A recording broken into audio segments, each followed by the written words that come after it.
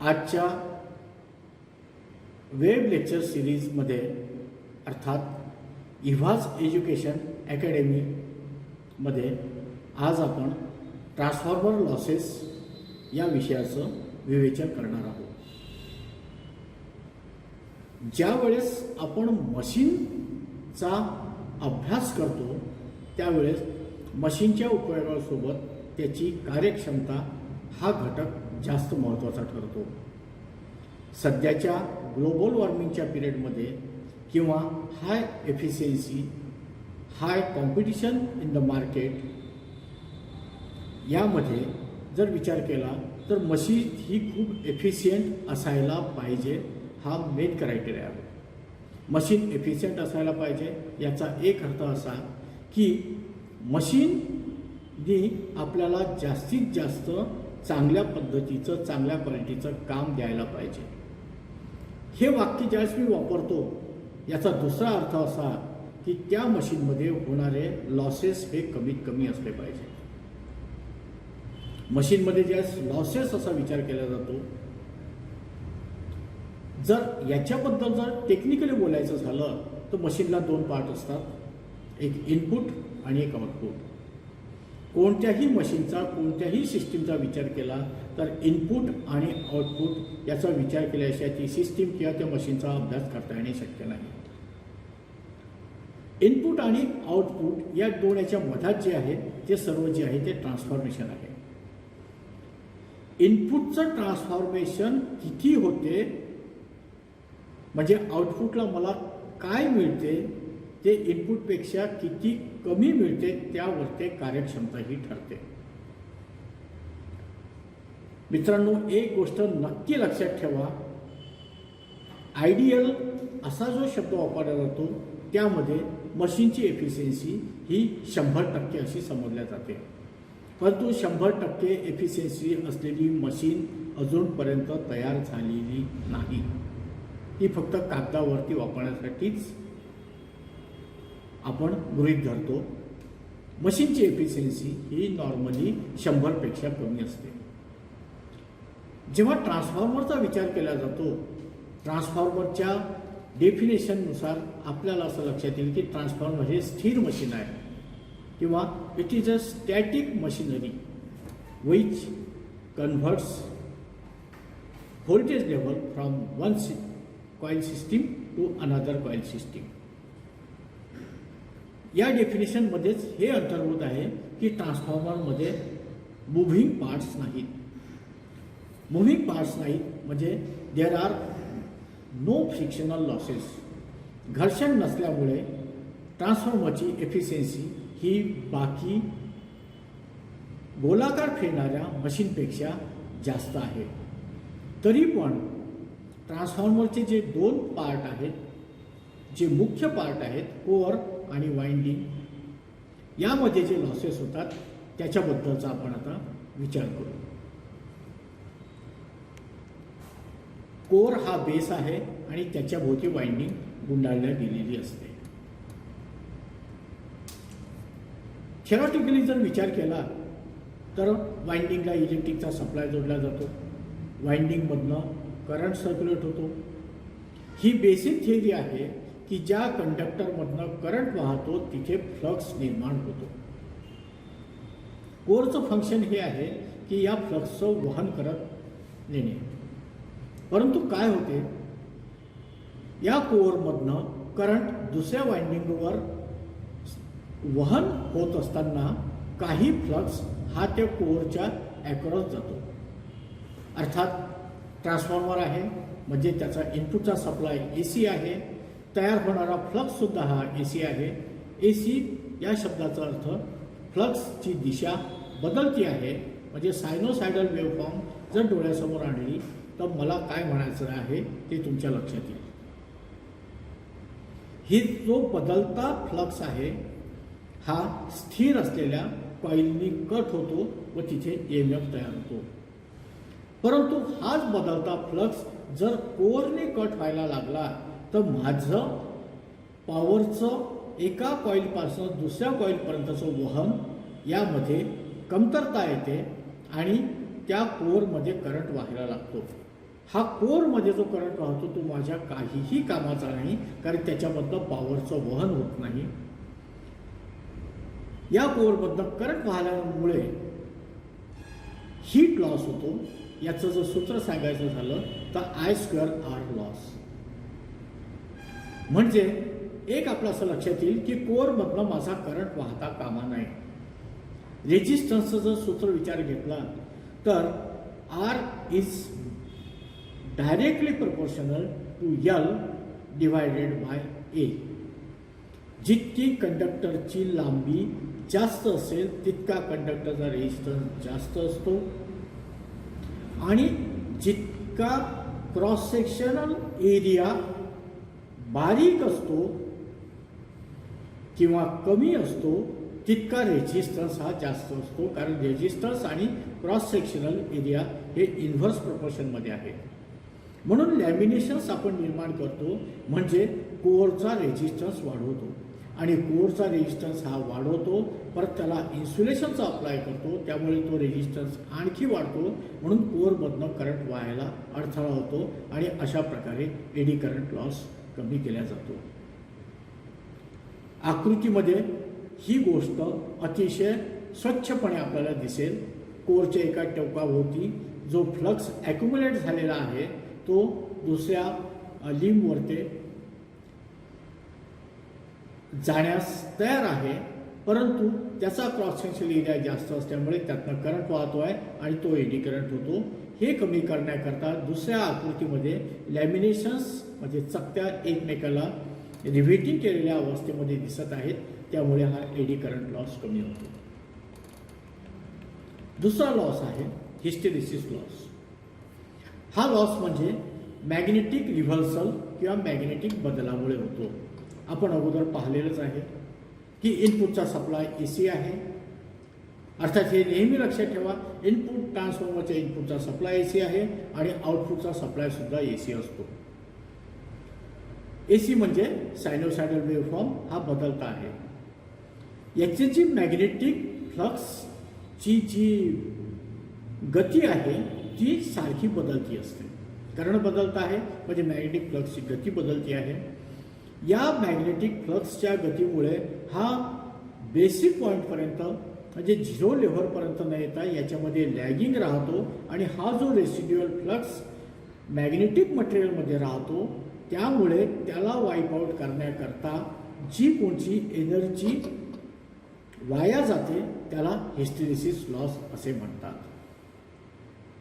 अर्थात hysteresis loss कमी करण्याकरता सिलिकॉन स्टील हे मटेरियल किंवा धातू वापरला जातो. त्यानंतर तिसरा लॉसचा मुख्य प्रकार आहे तो म्हणजे कॉपर लॉस. ट्रान्सफॉर्मरच्या दोन्ही लिंबवरती वाइंडिंग केलेली असते.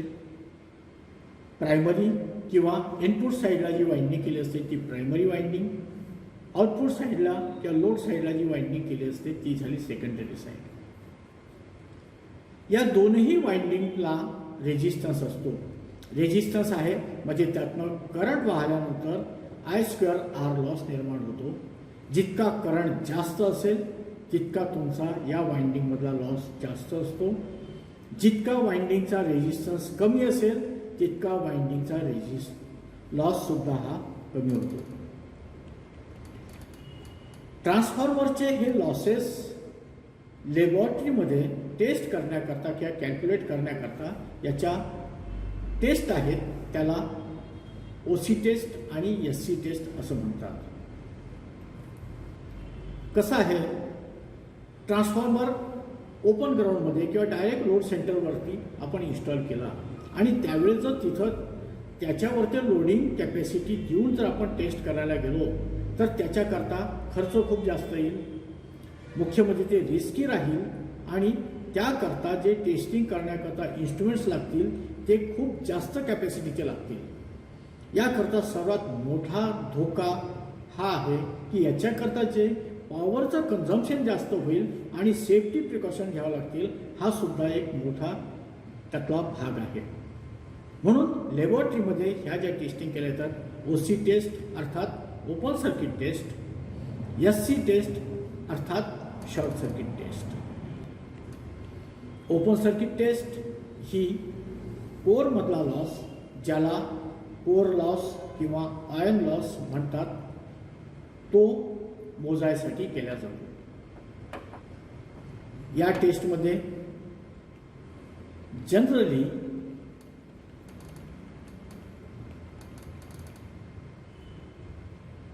प्रायमरी साईडला व्होल्टमीटर, ॲमीटर, व्होल्टमीटर कनेक्ट केलेलं असते. या टेस्टमध्ये आकृतीत दाखवल्याप्रमाणे हाय व्होल्टेज साईड ही ओपन ठेवलेली असते. तुम्ही सेकंडरी साईडला म्हणजे हाय व्होल्टेज साईडला व्होल्टमीटर सुद्धा कनेक्ट करू शकता. या ट्रान्सफॉर्मरला रेटेड व्होल्टेज तुम्हाला द्यायचं असते. रेटेड या शब्दाचा नीट अर्थ लक्षात घ्या. मशीनची जी कॅपॅसिटी आहे, मशीन जी डिझाईन केल्या गेलेली आहे, त्याची नेमप्लेट दिलेली असते. त्या नेमप्लेटवरती हे सर्व पॅरामीटर्स लिखित स्वरूपामध्ये असतात.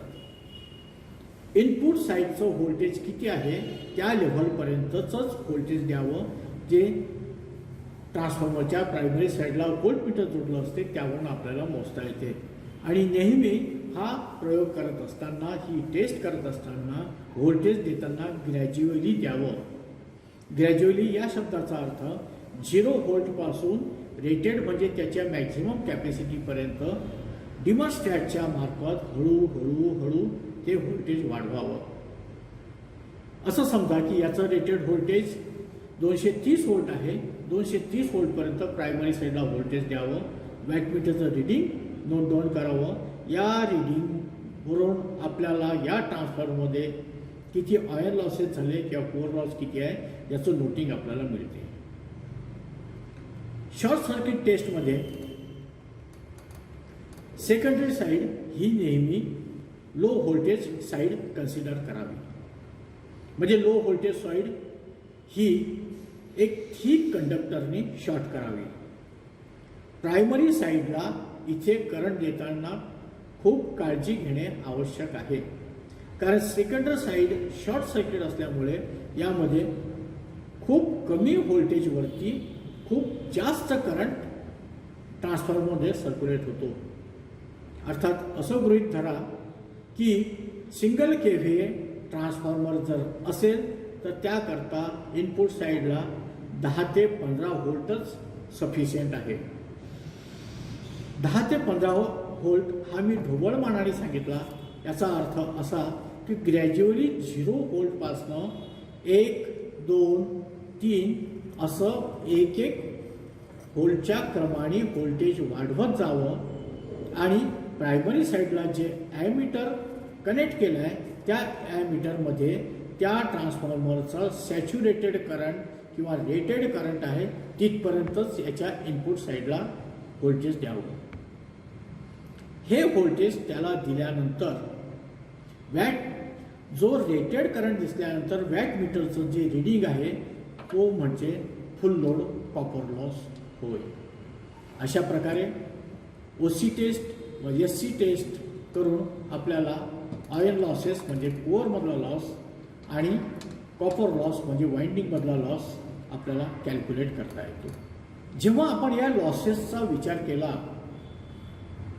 तर आपल्याला या लॉसेसच्या कॅल्क्युलेशनवरनं त्या मशीनची एफिशियन्सी काढता येते. एफिशियन्सी याचा अर्थ कार्यक्षमता. कार्यक्षमता ही आपलं इंजिनियरचं कर्तव्य आहे की ती 100% जवळपासच असायला पाहिजे. 100% जवळपास म्हणजे इनपुट साईड आणि आउटपुट साईड जितकं माझं इनपुट आहे तितकंच माझं आउटपुट असावं असं माझं प्रयत्न असायला पाहिजे. परंतु एफिशियन्सी काढण्याचं जे सूत्र आहे ते अगदी सोपं आहे. Output divided by input. मित्रांनो, नेहमी लक्षात ठेवा आउटपुट हे इनपुटपेक्षा नेहमी कमी असते. हे लक्षात ठेवायचं आणखी एक सूत्र असं सोपं आहे. Input is equal to output plus losses. Input आपलं किती असेल, आउटपुटमध्ये जर लॉसेस मिसळले तर आपलं इनपुट मिळते. मग लॉसेस कोणते आहेत, कोअर लॉस आणि कॉपर लॉस. मग माझं इनपुट किती झालं, output plus copper losses plus core losses. Core losses कोणते आहेत तर एडी करंट लॉस आणि हिस्टेरेसिस लॉस. कॉपर लॉसेस कोणते आहेत तर प्रायमरी वाइंडिंग करंट लॉस आणि सेकंडरी वाइंडिंग करंट लॉस. जेव्हा एफिशियन्सी हा शब्द आपण ट्रान्सफॉर्मरचा पाहिला त्याच वेळेस रेग्युलेशन ऑफ द ट्रान्सफॉर्मर हा सुद्धा एक महत्त्वाचा शब्द आहे. रेग्युलेशन हा शब्द समजण्याकरता ट्रान्सफॉर्मरचं जे आउटपुटचं व्होल्टेज आहे त्यावर आपल्याला विचार करावा लागेल. असं समजा ट्रान्सफॉर्मरच्या माझ्या ट्रान्समिशन लाईनमध्ये इनपुट साईडला 1000 व्होल्ट आहे. मला अपेक्षित आहे की आउटपुट साईडला मला 1000 व्होल्टच भेटायला पाहिजे. परंतु काय होते मला प्रत्यक्षात ते व्होल्टेज मिळेल मला 900 व्होल्ट. मग इनपुट साईडचं व्होल्टेज 1000 व्होल्ट, आउटपुट साईडचं व्होल्टेज 900 व्होल्ट म्हणजे मला 100 व्होल्ट हे मला कमी मिळालं. हे 100 व्होल्ट जे कमी मिळालं याचं सांकेतिक भाषेमध्ये बोलताना मी रेग्युलेशनच्या भाषेमध्ये बोलेल. म्हणजे 1000 volt minus 900 volt divided by 1000 volt हे जे मला मिळेल हे झालं रेग्युलेशन. जेव्हा मशीनची एफिशियन्सी ही 80 ते 90% असते तेव्हा मशीनचं रेग्युलेशन हे 8 ते 9% इतकंच असते. जितकं रेग्युलेशन कमी तितकी मशीनची कार्यक्षमता चांगली, ट्रान्सफॉर्मर अतिशय चांगल्या पद्धतीने काम करतो आहे. जितकं ट्रान्सफॉर्मरची एफिशियन्सी जास्त म्हणजे 80, 85, 90% इतकी ज्यावेळेस एफिशियन्सी असते म्हणजे तो ट्रान्सफॉर्मर खूप एफिशियंट आहे. रेग्युलेशनचं जर सूत्र सांगायचं झालं no load voltage minus full load voltage divided by full load voltage. No load voltage हे नेहमी जास्त असेल कारण त्याच्यामध्ये कॉपर लॉसेस हे कमी असतात. फुल लोड व्होल्टेज हे कमी असेल कारण त्याच्यामध्ये कॉपर लॉसेस झालेले असतात. ट्रान्सफॉर्मरची कार्यक्षमता आणि एफिशियन्सी ही वेगळ्या वेगळ्या घटकांवरती अवलंबून आहे. त्याकरता ट्रान्सफॉर्मरची देखभाल ही आवश्यक आहे. याकरता इंग्रजीमध्ये एक खूप सोपा आणि खूप जास्त प्रचलित शब्द आहे त्याला म्हणतात मेंटेनन्स. मेंटेनन्स हा फॅक्टर प्रत्येक मशीनला अतिशय कंपल्सरी आहे. जर असं विचारलं की मेंटेनन्सचा ऑब्जेक्टिव्ह काय जेव्हा इलेक्ट्रिकलची कोणतीही मशीन असते आणि त्याच्या मेंटेनन्सचा ऑब्जेक्टिव्ह विचारला जाते तेव्हा बिनदिक्कतपणे सांगायचं की इन्सुलेशन लेव्हल मेंटेन करणे हे कोणत्याही ट्रान्सफॉर्मरचं बेसिक प्रिन्सिपल आहे. मेंटेनन्स करतो म्हणजे ट्रान्सफॉर्मरचं इन्सुलेशन लेव्हल मेंटेन करण्याच्या उद्देशानं ज्या कोणत्या सर्व उपाययोजना आहेत त्या आपण करतो. यामध्ये ट्रान्सफॉर्मरवरती जमणारी धूळ, त्याच्या इन्सुलेटिंग ऑइलमध्ये जमणारा गाळ, त्याच्यावरचे वाइंडिंगचे कनेक्शन्स, अर्थिंगचे कनेक्शन्स, त्याची व्होल्टेज लोडिंग, त्याची करंट कॅपॅसिटी, त्याचं व्हेंटिलेशन असे खूप मुद्दे आहेत. परंतु वातावरणातील हवेचा ओलावा हा सर्वात एक मोठा मुद्दा आहे कारण ट्रान्सफॉर्मरचं कोअर हे इन्सुलेटिंग ऑइलमध्ये डुबवलेलं असते. या इन्सुलेटिंग ऑइलची टेंडन्सी बाहेरची हवेमधली आर्द्रता शोषून घेणे असं असते आणि इन्सुलेटिंग ऑइलच्या प्रॉपर्टीज बाहेरच्या आर्द्रतेमुळे कमी होतात. म्हणजे ट्रान्सफॉर्मरच्या ऑइलची डायइलेक्ट्रिक स्ट्रेंथ कमी होते. डायइलेक्ट्रिक स्ट्रेंथ म्हणजे ट्रान्सफॉर्मर ऑइलचं इन्सुलेशनची स्ट्रेंथ ही कमी होते. दुसरं पदार्थ आहे ऑक्सिजन लेवल. बाहेरच्या हवेमधला ऑक्सिजन हा ट्रान्सफॉर्मर ऑइलशी रिॲक्ट होतो त्यामुळे तिथे सेल्युलोज तयार होतो. त्या सेल्युलोजमुळे गाळ निर्माण होतो आणि गाळ निर्माण झाल्यामुळे ट्रान्सफॉर्मर ऑइलचं सर्क्युलेशन कमी होते. जितकं ट्रान्सफॉर्मर ऑइलचं सर्क्युलेशन कमी होईल तितकं त्याचं व्हेंटिलेशन किंवा वाइंडिंगमधली आणि कोअरमधली उष्णता बाहेर फेकण्याची गती कमी होते. जितकी ही उष्णता फेकण्याची गती कमी होईल तितकं ट्रान्सफॉर्मरची एफिशियन्सी ही कमी होते. सॉलिड इम्प्युरिटीज, काही कचरा, गाळ किंवा स्लज निर्माण झाल्यामुळे ट्रान्सफॉर्मर ऑइलचं सर्क्युलेशन होण्याकरता अडथळे होतात. कारण ट्यूब्सच्या डायमीटर्स किंवा कुलिंग फिन्स ज्या असतात त्याचे डायमीटर्स ह्या खूप जास्त जाड्या नसतात. त्यामुळे सुद्धा सर्क्युलेशन अवरुद्ध होऊन आपली एफिशियन्सी कमी होते. स्लॅकनेस ऑफ पॉइंटिंग, ट्रान्सफॉर्मर हे नेहमी लोड होणे, अनलोड होणे, लोड होणे ही प्रक्रिया होत राहते. त्याचं श्रिंकेज, कॉन्ट्रॅक्शन हे जे होत राहते त्यामुळे सुद्धा स्लज निर्माण होतो. त्याला स्लॅकनेस ऑफ वाइंडिंग असे म्हणतात. अर्थात ट्रान्सफॉर्मर ऑइल याला सुद्धा एक विशिष्ट कॅपॅसिटी आहे. काही दिवसांचं ट्रान्सफॉर्मर ऑइल बदलावं लागते. मुख्यत्वे मधून त्याचं टेस्टिंग करावं लागते. त्याची डायलेक्ट्रिक स्ट्रेंथ तपासावी लागते. त्याची व्हिस्कोसिटी चेक करावी लागते. कारण ट्रान्सफॉर्मरचं ऑइल हे सर्वात महत्त्वाचं कार्य करते. चुकून वाइंडिंगमध्ये कुठं मायनस स्पार्किंग झालं असेल ते एक्स्टिंग्विश करते, म्हणजे विझवते. तसंच कोअरमध्ये आणि वाइंडिंगमध्ये तयार झालेली उष्णता ही स्वतःसोबत बाहेर वातावरणामध्ये कॅरी करून सोडून देते. नंतर एक महत्त्वाचा फॅक्टर आहे सिलिका जेल. असं समजा ट्रान्सफॉर्मर करता हा प्रोटेक्शन म्हणून खूप जास्त महत्त्वाचा आणि कामाचा आहे. वातावरणातली हवा तशीच्या तशीच सर्क्युलेशन करता व्हेंटिलेशन पाईप, ज्याला व्हेंट पाईप असं शॉर्ट फॉर्ममध्ये म्हणतात, याकरता वापरली तर वातावरणातली आर्द्रता सहजरित्या ट्रान्सफॉर्मर ऑइलपर्यंत पोहोचेल. परंतु ही आर्द्रता कमी करण्याकरता ही हवा सिलिका जेल या पदार्थामधून फिल्टर करून पाठविल्या जाते.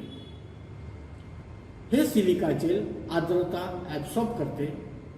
ज्यावेळेस ड्राय सिलिका जेल म्हणजे प्युअर सिलिका जेल असते त्याचा रंग हा निळा असतो. वातावरणातली आर्द्रता शोषून ती गुलाबी होते. जेव्हा सिलिका जेल ही गुलाबी झालेली असते ती त्या ब्रीदरमधनं बाहेर काढतात आणि ती रिप्लेस करतात. हे चेक करण्यासाठी आणि पाहण्यासाठी ब्रीदरला एक विंडो असतो, त्यामध्ये आपण याचा सहजरित्या रंग पाहू शकतो. आतापर्यंत आपण या ट्रान्सफॉर्मरवरती जे कोणतं विवेचन केलं त्यावरती काही प्रश्नोत्तरांचा आपण आढावा घेऊ. प्रश्नाचं उत्तर मी जसंच्या तसं देण्यापेक्षा प्रश्नाचं उत्तर कशा पद्धतीने लिहावं याच्याबद्दल मार्गदर्शन करेल. नोट्समध्ये हे सहजरित्या तुम्हाला सापडेल. थोडा मेहनत घेऊन याचं उत्तर शोधावं. पहिला आहे ट्रान्सफॉर्मरमधील लॉसेस कोणते आहेत. ट्रान्सफॉर्मरच्या भागाचे नावं आठवावीत. नावावरनं त्याच्या लॉसेस आपण लक्षात ठेवावे. त्यामुळे या प्रश्नाचं उत्तर सहज लक्षात राहील. कोअर हा एक पार्ट आहे म्हणजे कोअर लॉस. वाइंडिंग हा पार्ट आहे म्हणजे वाइंडिंग लॉस. कोअरमधल्या लॉसला आयर्न लॉस म्हणतात. वाइंडिंगमधल्या लॉसेसला कॉपर लॉसेस म्हणतात. दुसरा प्रश्न आहे ट्रान्सफॉर्मरमधील लॉसेस कमी कसे करावेत. हा प्रश्नाचं उत्तर समजण्याकरता ट्रान्सफॉर्मरची कोअरची थिअरी आणि वाइंडिंगची थिअरी लक्षात घेणं आवश्यक आहे. कोअरचा उपयोग फ्लक्सचं वहन करण्यासाठी होतो. फ्लक्सचं वहन म्हणजे फ्लक्सचं वहन एका वाइंडिंगपासून दुसऱ्या वाइंडिंगपर्यंत करणे हे त्याचं कार्य आहे. स्वतःमधनं फ्लक्स वाहू देणे हे त्याचं कार्य नाही. स्वतःमधनं फ्लक्स वाहत असेल म्हणजे it's a loss of energy. अशा प्रकारे कोअर लॉसेसबद्दल लिहा. वाइंडिंगचा लॉस जर लक्षात घ्यायचा असेल तर I² R म्हणजे हीट लॉस, यामध्ये करंट हा फॅक्टर आहे म्हणजे करंट कमी असायला पाहिजे आणि रेझिस्टन्ससुद्धा कमी असायला पाहिजे. तिसरा प्रश्न आहे ट्रान्सफॉर्मर टेस्ट म्हणजे काय. या प्रश्नाचं उत्तर देण्याकरता ट्रान्सफॉर्मरच्या OC टेस्ट आणि SC टेस्ट याबद्दलची माहिती लिहावी. नुसतं OC आणि SC हे शब्द न लिहिता याचं पूर्ण नाव ओपन सर्किट टेस्ट आणि शॉर्ट सर्किट टेस्ट अशा पद्धतीने लिहावं. ओपन सर्किट टेस्ट असं लिहित असताना त्याची हाय व्होल्टेज साईड ओपन ठेवतो. शॉर्ट सर्किट टेस्ट लिहिताना त्याची लो व्होल्टेज साईड शॉर्ट करतो. हे लिहिणे प्रामुख्याने आवश्यक आहे. त्यानंतरचा प्रश्न आहे ओपन सर्किट टेस्ट व शॉर्ट सर्किट टेस्ट स्पष्ट करा. ओपन सर्किट टेस्ट आणि शॉर्ट सर्किट टेस्ट याची आकृती काढावी. त्याचं कनेक्शन कसं केलेलं आहे ते त्या आकृतीकडे पाहून लिहावं आणि ती टेस्ट करण्याकरता काय प्रिकॉशन घ्यावी याबद्दलची माहिती लिहावी. याची खूप सुबक आणि चांगली आकृती वरती डॉक्युमेंट्समध्ये आपण दिलेली आहे. एफिशियन्सी ऑफ ट्रान्सफॉर्मर सूत्र लिहा. आउटपुट अपॉन इनपुट हे त्याचं सूत्र आहे. परंतु नुसतं सूत्र लिहिल्यापेक्षा त्याचा जो पुढे फॉर्म्युला आहे त्याच्यामध्ये लॉसेसचा अंतर्भूत करून याचं उत्तर लिहावं. रेग्युलेशन ऑफ ट्रान्सफॉर्मर लिहा. रेग्युलेशन ऑफ ट्रान्सफॉर्मरचं सूत्र लिहिता येईल, परंतु त्या सूत्रामध्ये जे कोणत्या व्होल्टेज आपण नो लोड फुल लोड लिहिलेलं आहे म्हणजे नेमकं ते काय आहे ते एक एक वाक्यामध्ये लिहिल्यास या प्रश्नाचं उत्तर खूप मार्मिक पद्धतीने आपल्याला लिहिता येईल. ट्रान्सफॉर्मरची देखभाल कशी करतात. ट्रान्सफॉर्मरचं इन्सुलेशन चांगलं राहण्यासाठी म्हणजे अर्थात ट्रान्सफॉर्मर ऑइलचं इन्सुलेशन चांगलं राहण्याकरता ज्या कोणत्या बाबीची काळजी घ्यावी लागते ते सर्व घटक म्हणजे ट्रान्सफॉर्मरची देखभाल करण्याचे घटक आहेत. शेवटचा प्रश्न आहे ट्रान्सफॉर्मर ऑइल इन्सुलेशन कशामुळे खराब होते ते लिहा. ट्रान्सफॉर्मर ऑइल इन्सुलेशन खराब होण्याचं मूळ कारण म्हणजे त्याची इन्सुलेटिंग प्रॉपर्टी खराब होणे.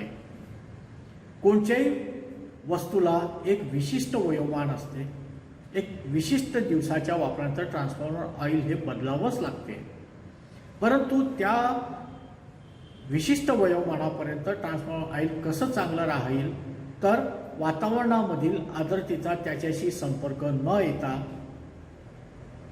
जर ते ऑइल हीट कॅरी करण्याकरता किंवा स्पार्किंग एक्झॉशनसाठी जर वापरलं गेलं तर ट्रान्सफॉर्मर ऑइलची क्वालिटी चांगली राहते. या सर्व प्रकारे आपल्याला ट्रान्सफॉर्मर ऑइलबद्दल लिहिता येईल. मित्रांनो, आजच्या लेक्चर्समध्ये तुमचे बरेच कन्सेप्ट क्लिअर झाले असतील. हे लेक्चर आवडल्यास चिंतन करा, मनन करा, मित्रांना सांगा, लाईक करा, सबस्क्राईब करा आणि यामध्ये जर काही डिफिकल्टी झाल्या तर इव्हाज एज्युकेशन अकॅडमीकडे म्हणजे अर्थात जो माझा ईमेल ॲड्रेस दिलेला आहे त्याच्यावरती माझ्याशी कॉन्टॅक्ट करा. धन्यवाद.